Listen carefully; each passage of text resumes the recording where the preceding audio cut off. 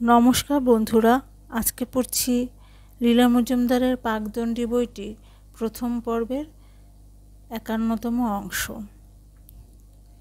অলৌকিক ক্ষমতা কথাটা শুনলে তিনি হয়তো অবাক হয়ে যেতেন।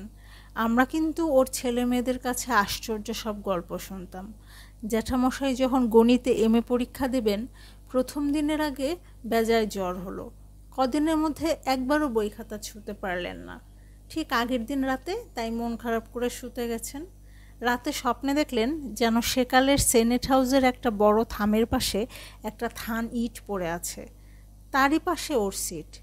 উনি যেন সিটে বসে ভাবছেন, শরীর দুর্বল, কয়দিন বই ছুঁইনি, কেমন লিখব কে জানে। এমন সময় একজন ঝোলা গোফ লোক এসে প্রশ্নপত্র বিলি করল। উনি সেটি খুলে প্রশ্নগুলির ওপর একবার চোখ বুলিয়ে নিলেন, তার সঙ্গে সঙ্গে ঘুম ভেঙে গেল।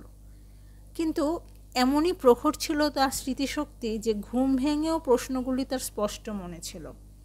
জ্যাঠামশাই আর ঘুমোলেন না, তখনই উঠে পড়ে প্রশ্নের উত্তরগুলি ভালো করে ঝালিয়ে নিলেন। পরদিন সেনেট হাউসে ঢুকেই দেখতে পেলেন থামের পাশে ইট, ইটের পাশে তার সিট। একটু পরে সেই ঝোলাগোফ লোকটি এসে প্রশ্নপত্র বিলি করে গেল। বলা বাহুল্য তাতে স্বপ্নে দেখা সেই প্রশ্নগুলি। জ্যাঠামশাই অনায়াসে সবগুলোর সুষ্ঠু উত্তর দিলেন। অবশ্যই অন্য দিনের অন্য পরীক্ষাগুলোরও সমান ভালো উত্তর দিয়েছিলেন। ওই স্বপ্নের ব্যাপারটার কোনো বাস্তব ব্যাখ্যা দেওয়ার চেষ্টা করব না। এইরকম একটি অতিপ্রাকৃত ঘটনা আমাদের বংশের কারো কারোর মধ্যে দেখা গিয়েছে। বাবা জ্যাঠামশাইদের ঠাকুরদাদা লোকনাথ রায়ের ৩৩ বছর বয়সে ইচ্ছামৃত হয়েছিল। আমি এসব কাহিনী যাদের কাছে শুনেছি তাদের অবিশ্বাস করা আমার পক্ষে সম্ভব নয়। বড় জ্যাঠামশাইয়ের নানান গুণের মধ্যে সঙ্গীত প্রীতি ছিল না।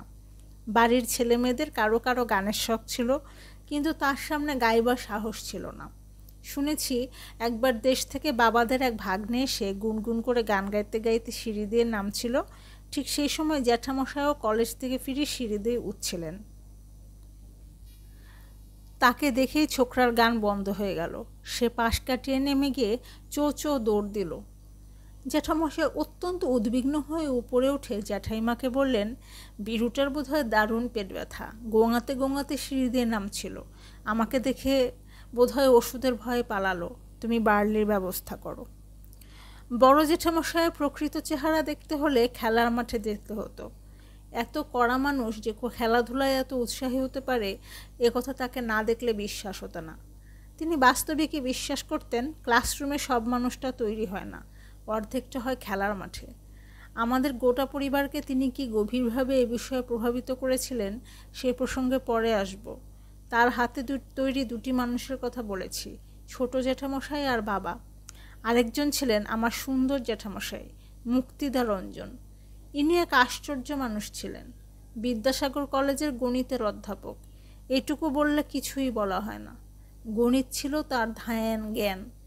আমরা যেমন অবসর বিনোদনের জন্য গল্প কবিতা পড়ি, আমার সুন্দর জ্যাঠামশাই তেমনি শক্ত শক্ত অঙ্ক কষে মন ভালো করতেন, নতুন নতুন নিয়ম উদ্ভাবন করতেন। একবার সেই রকম কিছু উৎকৃষ্ট নিয়ম বিলেতের কোনো বিখ্যাত গণিত বিশারদকে পাঠিয়ে দিলেন।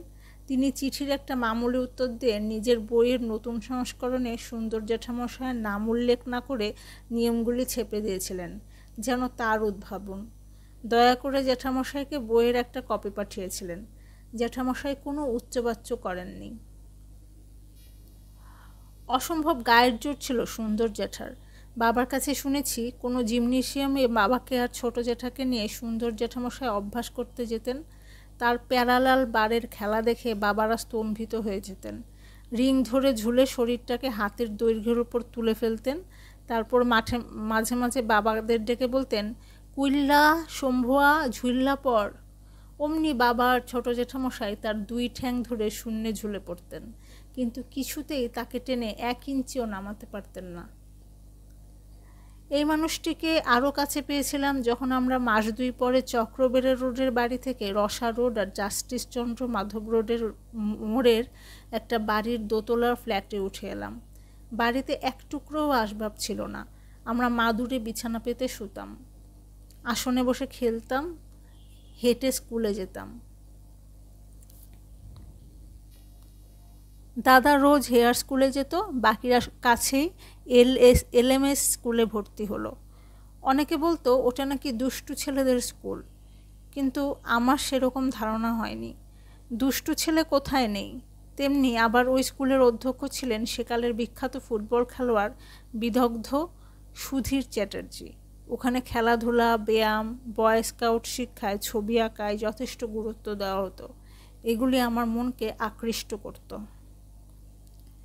গরমের ছুটিতে বাবা কলকাতায় বদলি হয়ে এলেন।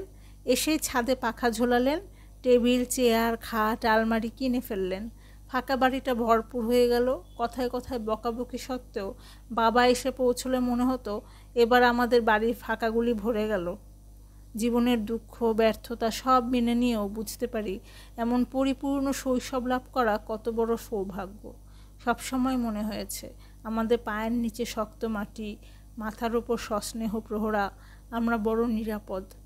একে একে যখন ছোটোবেলাকার অবলম্বনগুলি কালের নিয়মে বিলীন হলো, তখনও মনে হয়েছে পায়ের নিচ থেকে জোর পাচ্ছি।